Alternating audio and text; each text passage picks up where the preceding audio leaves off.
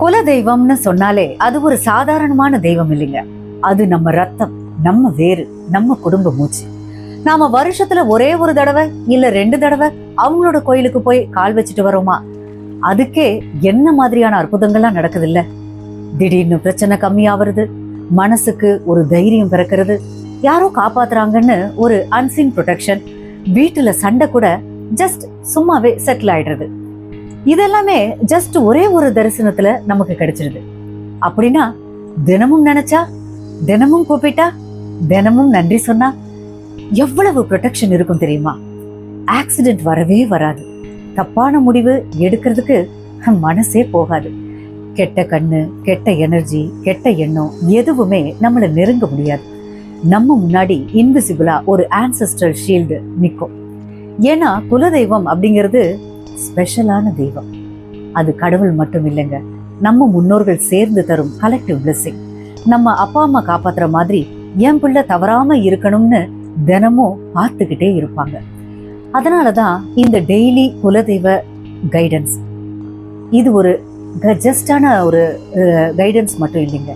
இது நம்ம வேரோட கனெக்ஷன், நம்ம ஃபேமிலி கர்மா கிளென்சிங், நம்ம வாழ்க்கைக்கு டெய்லி ப்ரொடெக்ஷன் கவசம். இப்போ ஒரு நிமிஷம் கண்ணை முடிக்கோங்க. உங்க குலதெய்வத்தோட முகத்தை மனசுல வர வச்சுக்கோங்க. நான் உங்க பிள்ளை, இன்னைக்கு முழுக்க என்னை காப்பாத்துன்னு சொல்லுங்க. அந்த பிளெஸிங் எனர்ஜியோட இன்றைக்கான குலதெய்வ வழிகாட்டலை நம்ம ஆரம்பிக்கலாம்.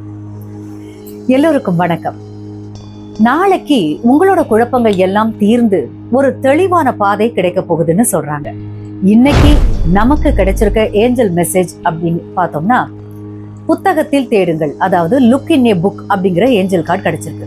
உங்களுக்கு இப்போ இருக்கிற எந்த கேள்வியா இருந்தாலும் அதுக்கான பதில் ஒரு புத்தகத்துல ஒளிஞ்சிருக்கிறதா சொல்றாங்க.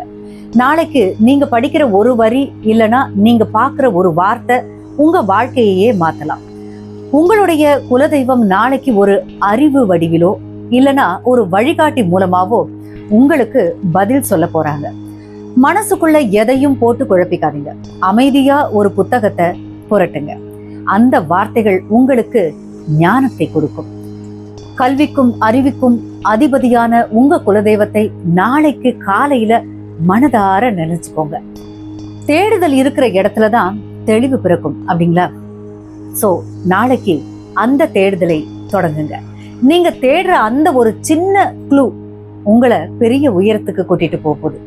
நாளைக்கு யாருக்காவது ஒரு நல்ல புத்தகத்தை பரிசா கொடுங்க. அது உங்க புண்ணியத்தை அதிகரிக்கும். மத்தவங்க சொல்றதை விட உங்க உள் மனசுக்கு சரின்னு படுற விஷயத்த நாளைக்கு தைரியமா செய்யுங்க. குலதெய்வத்தோட அருள் இருந்தா வராத அறிவும் கூட வந்துடும், முடியாத காரியமும் கூட முடிஞ்சிடும். நாளைக்கு ஒரு புது விஷயத்த கத்துக்க முயற்சி பண்ணுங்க. அது உங்க தன்னம்பிக்கையை வளர்க்கும். உங்க பிரச்சனைக்கு தீர்வு வெளியே இல்லை, உங்களுடைய அறிவுக்குள்ளேயே தான் இருக்கு. தூங்குறதுக்கு முன்னாடி ஒரு நல்ல கருத்தை படிச்சுட்டு தூங்குங்க. அது உங்க கனவுல கூட வழிகாட்டலாம். எனக்கு எல்லாம் தெரியும் அப்படிங்கிற அந்த அகந்தையை விட்டுட்டு ஒரு ஸ்டூடெண்ட் மாதிரி நாளைக்கு உங்களுடைய நாளை தொடங்குங்க. தெய்வத்தோட ஆசீர்வாதம் புத்தகங்களோட எழுத்துக்கள் வழியா உங்களுக்கு நாளைக்கு வந்து சேரப்போகுது. நாளைக்கு நீங்க சந்திக்கிற ஒவ்வொரு மனுஷனும் உங்களுக்கு ஒரு பாடத்தை கத்துக் கொடுப்பாங்க. உங்க வாழ்க்கைய ஒரு புத்தகமா நினைங்க. அதுல அடுத்த பக்கத்தை வெற்றிகரமா எழுத நாளைக்கு தயாராகுங்க. ஏஞ்சல்ஸ் உங்களை கவனிச்சுட்டு தான் இருக்காங்க. சரியான நேரத்துல சரியான தகவல் உங்களை தேடி வரப்போகுது. நம்பிக்கையோடு இருங்க. நாளைக்கு உங்களுக்கு தேவையான பதில் நிச்சயம் கிடைக்கும். குலதெய்வ அருளை பெற உங்களுக்கான ஒரு ரெமிடியும் சொல்லிடுறேன்.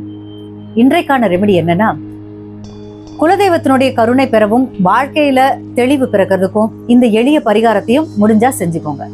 அதுக்கு தேவையான பொருளா ஒரு சின்ன வெத்தலை, ஒரு கொட்டைப்பாக்கு, ₹1 நாணயம்.